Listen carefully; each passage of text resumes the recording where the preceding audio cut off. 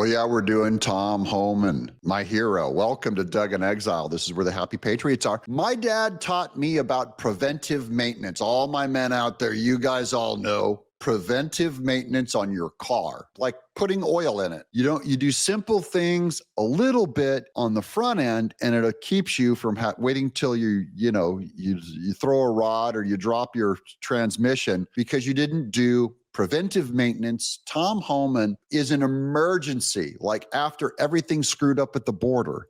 Then you have to go in and take draconian measures. You have to do much more stuff if you don't perform preventive maintenance. Hope you'll subscribe. Got a killer show for you making this point. First, here's Tom Homan on Fox last night. This is about Kilmar Abrego Garcia's detainment and him being deported once again. Obviously, a fast-moving case. Abrego Garcia's lawyer says the government is, quote, weaponizing the immigration system against him. My question is, what's your response to accusations that you're weaponizing the immigration system? And will, in fact, Abrego Garcia soon be heading to Uganda? He is absolutely going to be deported from this country. He's not going to walk the streets of this nation.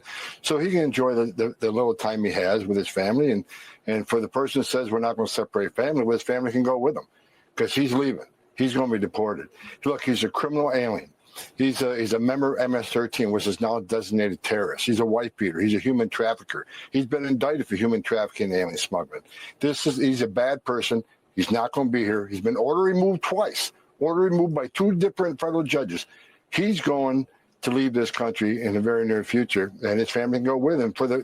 I can't see who was talking before the sound bites, but whoever said we're taking advantage of broken immigration system, what do they do? What do those people do the last 4 years about this broken immigration system? They let 10.5 million people cross that border.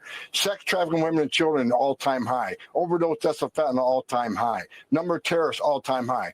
They didn't do anything to fix it. President Trump is keeping his promise to American people to enforce the law, and that's what we're doing. We're making this country safer every day by removing people like Abrego Garcia. Hey, just to follow up. They drove the car without oil in it too far. That's the open border. And now they complain, saying that we're weaponizing the system by deporting this alien. How did it get this bad? They could have done simple maintenance on the border the last 4 years, the last 20 years, and it would have avoided all of this. And now comes the fallout. And then they're angry that everything is so screwed up. Now, Abrego Garcia, he has an attorney who's worried about him being deported to Uganda is where he's going because he can't speak the language. That's a very interesting argument. So he's been in this country for 10 years. Let's see how well he speaks the language, how well he's capable of learning.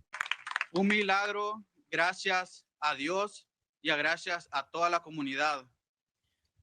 This was a miracle. Thank you to God. And thank you. So he can't speak English. He's been here 10 years, and his lawyer says, you can't send him to Uganda. He's going to have trouble with the language. Sorry. This is insanity. They've gone very wrong in the world of things right now. I don't get it. Simple maintenance of the country. And Abrego Garcia has a basic disrespect for the country to not learn the language. You can't show a little discipline and learn the language just out of respect. You can't learn about you had 10 years, you didn't learn about the Constitution. You didn't learn even the Pledge of Allegiance would be huge brownie points for us. Here's what respect for us looks like. This is the 2016 Sam Kendrick's pole vaulter. Just watch this. The national anthem is being played on another sporting event while he's doing the pole vault. This thing just went down in history. Oh, yeah. Now, look at that. He was in the Army. Look at that pose. He heard the national anthem and he dropped the pole in the middle of a run and stood at attention. If every illegal alien who spent 10 years here learned to love the country, they'd be treated different, but they didn't. For 10 years, Abrego Garcia was indulged by Democrats.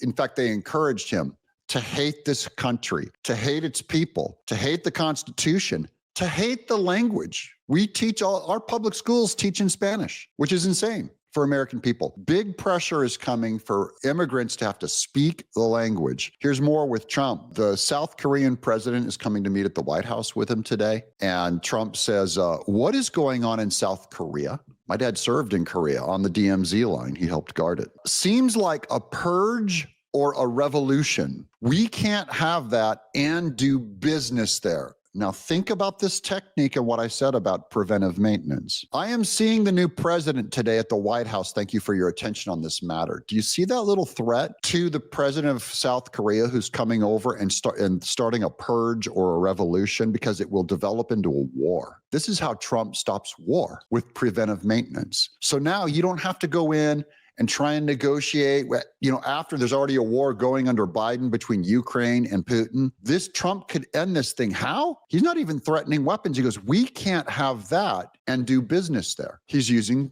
business to statecraft in another country to prevent them from going to war, because it'll be more expensive if we have to go in with our weapons and bombs and start funding them. That's preventive maintenance. That's when an adult is in charge. But wait, there's more. Here's J.D. Vance sitting down and giving Christine Welker a course in logic. Where exactly is the pressure on Russia to do anything if you're not right now imposing new sanctions? How do you get them to a place of getting to the table with Zelensky and stopping to drop bombs? This is a impossible task, by the way.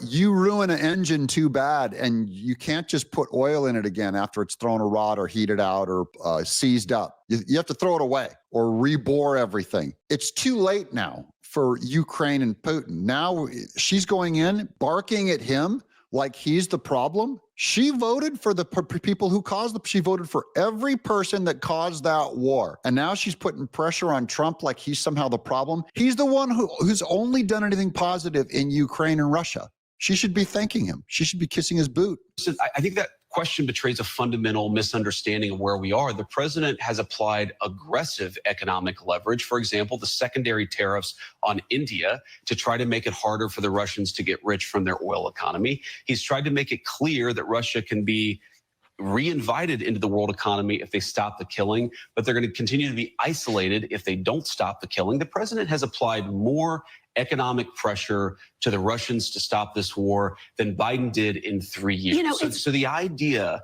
that we're not doing anything, we're already doing things right now. And this is how negotiation works. You do something, you talk to the parties, you try to see if there's a meeting of minds. Again, we believe we've already seen some significant concessions from both sides just in the last few weeks. We're going to eventually be successful, or we'll hit a brick wall. And if we hit a brick wall, then we're going to continue this process of negotiation, of applying leverage. This is the energetic diplomacy that's going to bring this war to a close. And that's the only tool we've got left. And it's weak because it's so far beyond trying to turn that war around now, when 1.7 million Ukrainians have been killed, 1 million Russians. And then you're going to say, hey, just walk away from having all your 20-year-olds ground up and dead. Democrats, they wait till the problem is just gone, just so beyond repair, that they start saying, let's take a look at it.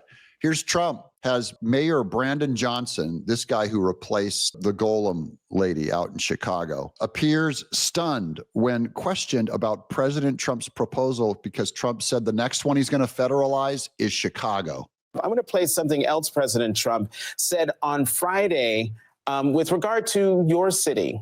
Chicago's a mess. You have an incompetent mayor, grossly incompetent, and we'll straighten that one out probably next. That'll be our next one after this.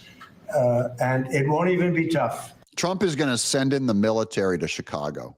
Without their permission, by the way. God bless America. May Trump live long and prosper. But the reason why he has to send the military into Chicago is because it's been under Democrat rule, preventive maintenance. They did not put oil in the engine. They did not check the air tire pressure. Basic things. You wax your car to prevent oxidation on it. These Democrats have destroyed Washington, D.C. and Trump. The reason why he has to bring in the military is because you let people out on bail, no money exchanged. They released them. They knew it was soft on crime. They didn't arrest anyone under 18. They downplayed even people with illegal firearms, multiple convictions. And then suddenly it gets so bad that, yes, you have to bring in the Army, the National Guards, the Marines, ICE agents. You have to come in then with a heavy hand because you didn't care enough. You didn't have the foresight to see the long-term damage you were going to do by going soft on crime. Listen to this clown. Mayor Johnson? Yeah. Yes. Your reaction to what you just heard. Yeah, well, listen, the president of the United States of America has repeated this, petulant presentation since he has assumed office. And, if the reporting is actually true, what he is proposing at this point would be the most flagrant violation of our Constitution in the 21st century. The city of Chicago. The city of Chicago is the most flagrant violation of the Constitution. Every time someone stabs someone and kills someone, they are breaching the Constitution. Like what your people are doing. Does not need a military occupation. That's not what we need. In fact, we've been very clear about what we need. We need to invest in people. How's that working? Invest in people. Give them economic opportunities. Is that how you stop murder? Ensure that we can build safe and affordable communities. That's what I've done as mayor since assuming office. It's unfortunate that this president is working overtime to divide in his attempt to conquer working families and to conquer cities across America. But this is clearly a violation of the Constitution, and we're going to remain firm and vigilant in our commitment to ensure that our democracy is protected and our humanity is secured. I wish you secured the humanity of your citizens. I wish the Constitution was protected for your citizens. What a complete clownscape Chicago is. Dangerous, too. Here's Trump on restoring law and order. Here's his record in D.C., 11 days with 0 murders. It's a first. The people are loving it. Black citizens, people that were normal victims of crimes, women can carry their purse again out in public. They can walk around. So Trump does have the answer. It's going to be much more hardcore from the top. You have to do much more work to fix it once it's this bad. But he's going to fix Chicago, major cities, without their permission. Here's Ian Miles Chung. What happened in the last 23 years? Let's look at Radio Europe. These are rape crime reports. In 2000, England and Wales had just 8,500. In 2023, England and Wales had 68,000. It went up by 60,000 rapes and crime. Germany, 8,100, went to 39,000. Can you guys guess? Tell me in the chat below. See if you guess. What's been happening? What caused it? In France, it was 7,500. Today, France, it's 42,000 rapes. What happened? Here's the key.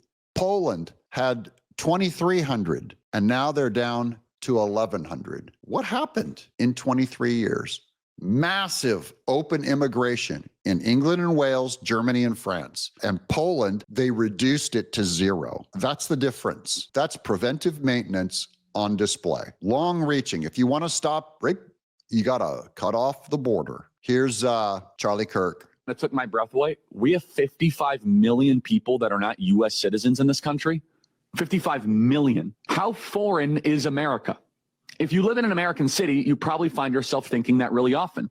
If you get in an Uber, the driver's almost always an immigrant. If you visit a farm, the workers are migrants. Stop at a university, about 25 to 30% of almost all universities are foreigners. It's happening all over. And we got a big reminder of that yesterday. The Trump administration announced that along with all of its efforts to round up and send back as many as 20 million illegal immigrants, it's going to look at the people supposedly legal in America. The administration says that anybody with a visa to be in the United States, whether it be an H-1B worker or a tourist or as a student, is subject to continuous vetting. If you become a Marxist and all of a sudden you say you hate our country and burn our flag, you should have your visa removed. That's the difference between the pole vaulter who stood for the national anthem and then a bunch of illegal immigrants that are coming here waving a foreign flag and burning American flags on our university campuses while we educate them. Trump's change is going to help America to a degree. Here's Greg Jarrett on that Tren de Agua guy. You do not have the same constitutional rights as American citizens. Now, you do have some limited rights, restricted due process rights, but those are being exercised here and have been from the very beginning, which actually resulted in his being returned to the United States. So a bit of a myth there when people claim, his his constitutional rights are violated. No, they're not. No, they're not. He's here going through due process, and now he's getting deported. I'm going to end. Here's Tom Homan. Did you know that his life is so threatened that he can't live with his wife? I'm celebrating that I'm back with the beloved Miss Tebow last night. She flew back in from Japan with my son after they visited for 14 of the longest days of my life. And so I feel the sadness when I'm away from her. My heart aches. Tom Homan can't live with his own family because of Democrats. My wife's living separately from me right now, mainly because I work so many hours, but mostly because of the death threats against me. I don't, she's someplace else. I see her as much as I can, but the death threats against me and my family are outrageous. So, but my boys both growing up. One followed my footsteps. The other one still bankrupted me in college. But I like his sense of humor on that. His other son's in college trying to bankrupt him. That's a hero. Here's another hero. I thought I'd end you on this incredible. This one made me cry. I love doing this to you guys because it's so cool. How much effort does it take? This is Tim Tebow, an American patriot and a football star. Pro-life celebrity Tim Tebow threw a red carpet event to humanize people with special needs, including children with Down syndrome. These people are valuable and worthy of life. This is a hero. How much did it cost to buy a red carpet? And he's walking with this lady with a crutch down, having her on his arm. She gets to walk with a professional football player, a football star.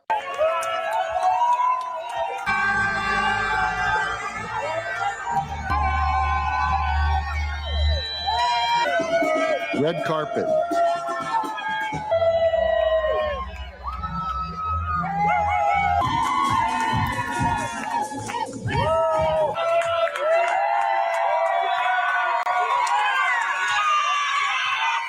That is amazing. That is also preventive maintenance, to build up special needs people, give them a little courage, give them a happy memory, be kind to the weak, or you will end up damaging the kind. I'm Doug in Exile.